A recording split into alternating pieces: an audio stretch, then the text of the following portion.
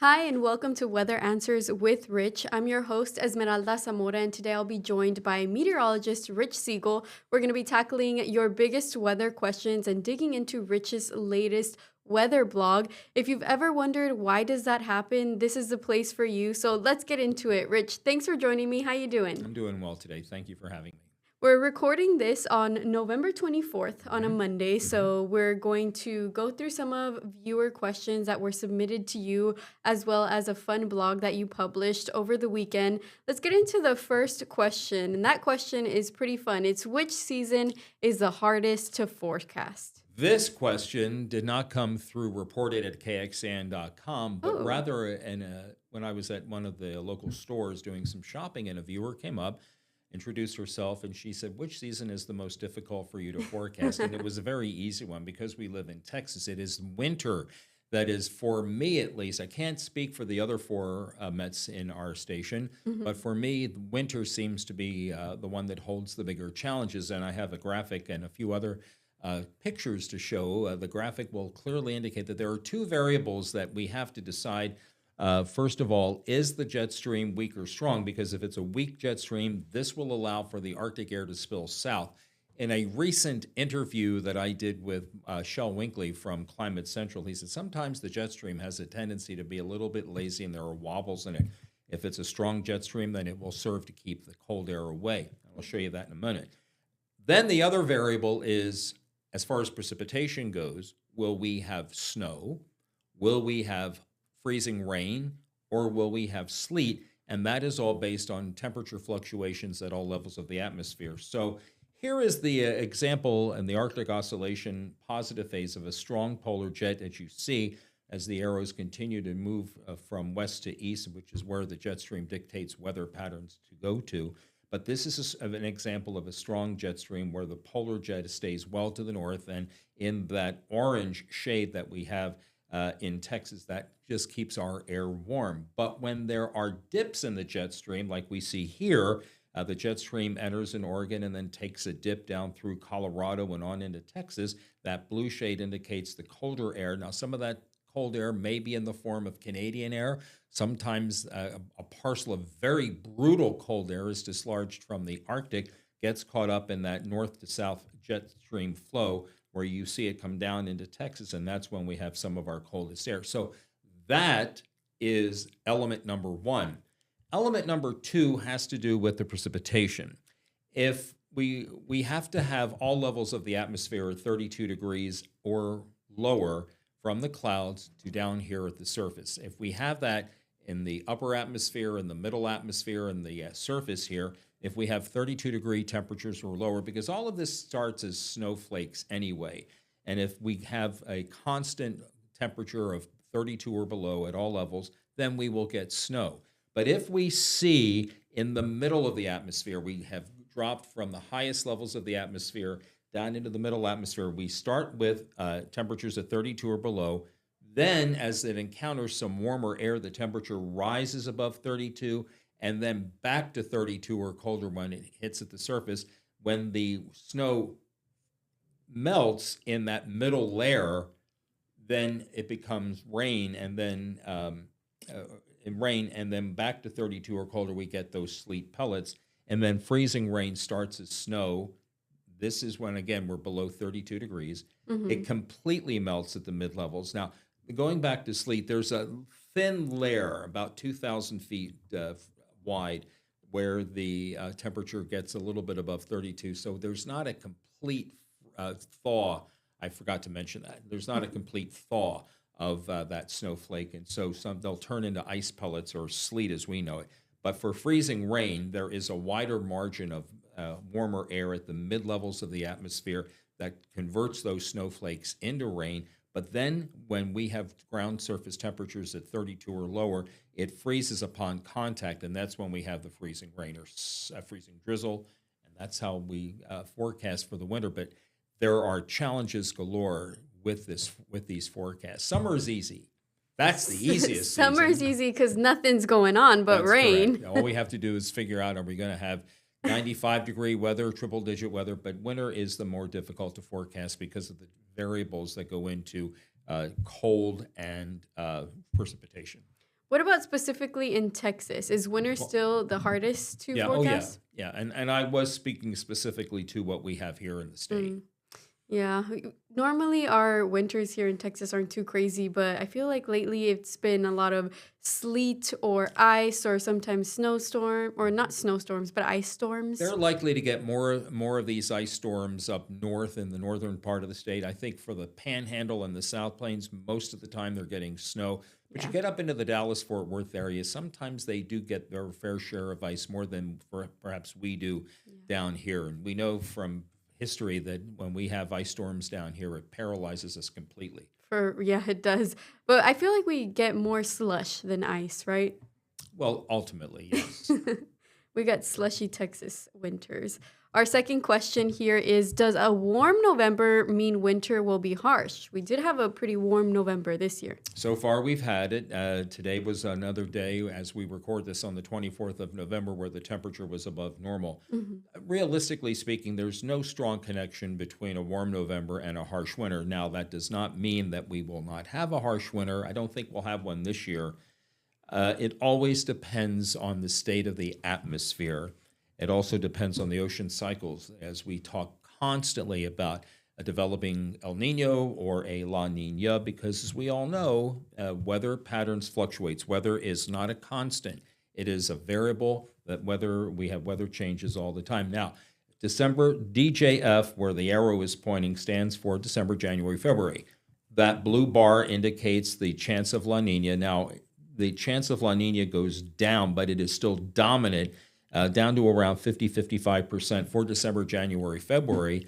And we've shown this map several times, but in a La Nina weather pattern, we are drier than normal and warmer than normal.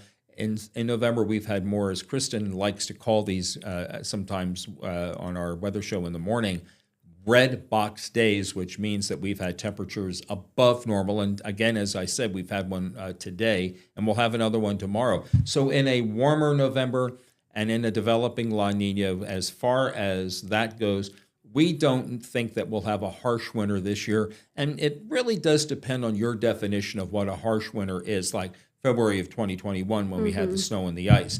So there's no direct correlation between the two. That could happen. Most of the time, I think it won't.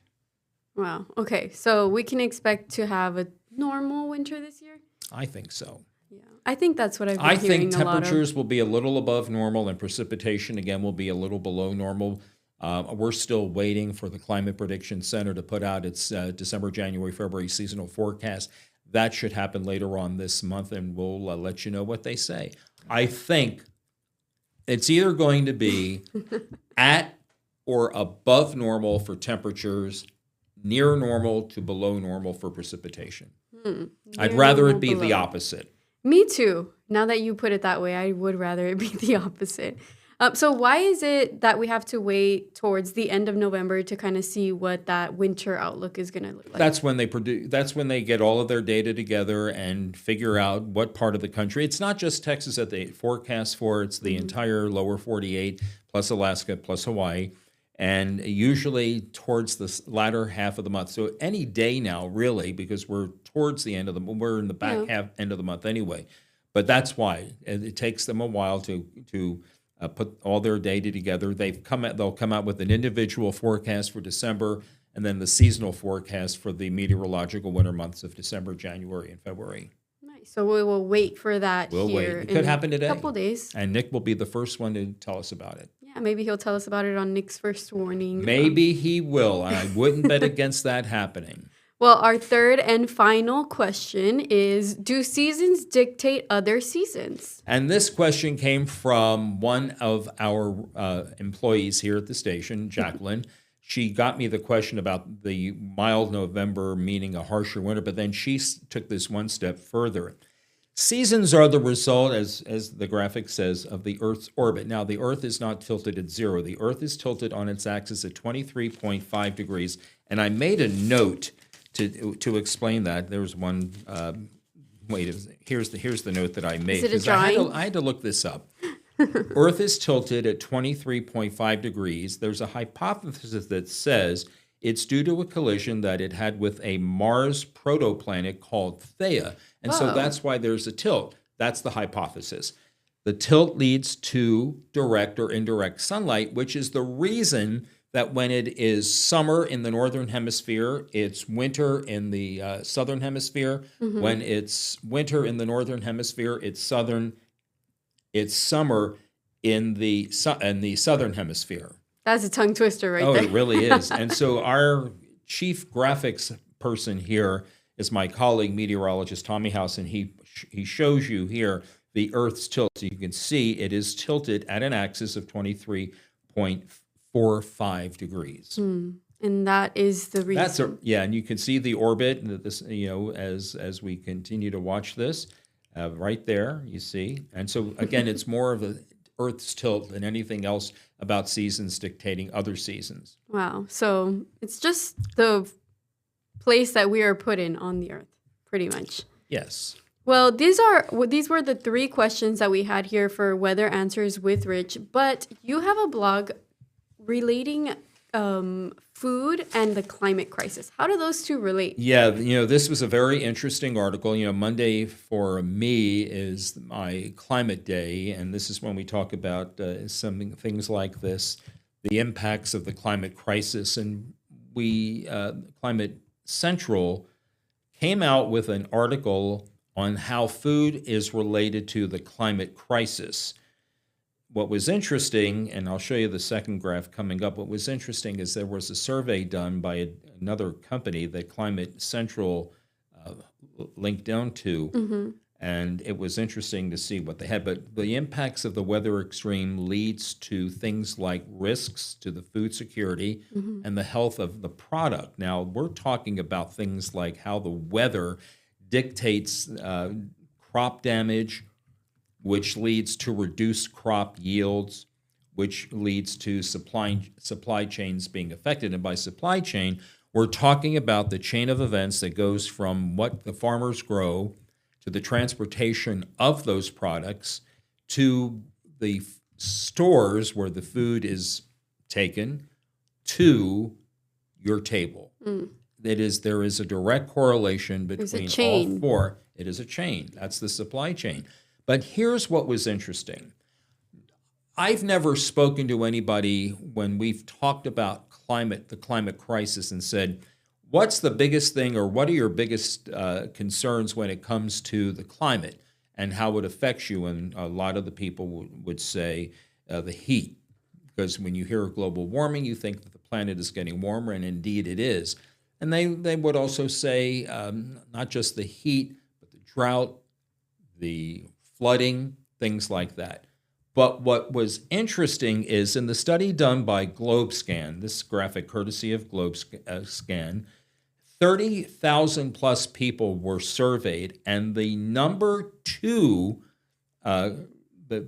the area that had the second most people responding said food price increases are their second greatest concern when it comes to the climate crisis. First was extreme heat, then the food price increase, and then you take a drop all the way down to the drought, the negative health effects, and flooding. And you don't normally think, and I lead off the blog that I wrote yesterday, I did write it yesterday. You normally don't think of the food price increase as a byproduct of the climate crisis that we have, but 59% of respondents said the increase in the price of food is what their second greatest concern is, or for some of them it was their greatest concern, but extreme heat was their greatest impact. Wow. Extreme heat. And it makes sense. Yeah, it does. We're seeing it every single day. Yes, when we have, again, we continue to have these months where the temperatures are warmer than normal. We had a much warmer than normal October, second warmest October ever. I don't know where the numbers are for November yet. We'll collect those as we get later into the week, and I'll write a blog on that Sunday. Yeah, and in your article that's on our website, I see this graphic. Tell me about the graphic. This graphic shows in other parts out here, we have to also remember these respondents, these 30,000 plus people who were surveyed, were not just surveyed in the United States, but this is a global thing. Italy, Pakistan, Brazil. These are some of the examples of what has happened going from 2023 to 2024, and you see that spike of a 280% increase from Ghana and the Ivory Coast, which is where a lot of the cocoa is made, and a 280% increase. Now, this doesn't necessarily just include the climate crisis, but this also includes things like trade agreements. Back a few years ago with the pandemic, armed conflict, and possible recession. And then you drop down, but you still see in California, for example, an 80% increase in vegetables from 2023 to 2024. This was because of the drought. And you see coffee. We know that the coffee prices have gone up. And then I think that is in Italy, the olive oil prices have gone up. I wasn't 50%. Able to figure. That's crazy. So I wasn't able to determine, and I have a note to Climate Central about this. I wasn't able to determine what rural prices were as it pertains to Pakistan. And as soon as I get an answer to that, then I'm going to add it to the blog. But there is another graphic on here that shows what I was talking about a little earlier. I think it's this one. Yeah, it's this one right here. And you see, again, the supply chain going from the farms to the trucks that ship these supplies, gas prices going up, things like that, to the grocery store, to the table, to your table at home. We see that each of these, because of either drought, heavy rain, or heat, have an effect on the food supply that we have here. And Kristen talked this morning when we did our weather chat about this, about the citrus crop, because of one of the hurricanes that hit in Florida last year. The citrus crop was destroyed. Orange juice prices, as a result, were more expensive for a brief time as a result of the orange crop in Florida being affected by the hurricane. Wow. So it's kind of like a chain, like you said earlier in the stream. It's just a chain reaction. Everything's happening, and the root so far looks to be the climate. And the climate is going to pay, it's going to pay a even bigger price for these potential increases as we go forward. The suggestion was that in the next 10 years, these prices will continue to increase by as much as 1.4 to 1.8%. And it's something that we're going to definitely see on our grocery bill. I think so. On that receipt. Once you finish checking out at H-E-B, you'll see that reflect on there, right? Well, thank you, Rich, for sharing that blog with us. Thank you. It's on our website, KXAN.com, for anyone that wants to read up on that or rewatch this video, right? Right. Thanks. See you next week. Thanks for hanging out with us on Weather Answers with Rich. I'm Esmeralda Zamora, and if you want more conversations like this one, make sure to stream us on KXAN Plus. It's free to download on any TV streaming app that you are using. Thanks for joining us, and we will see you next week.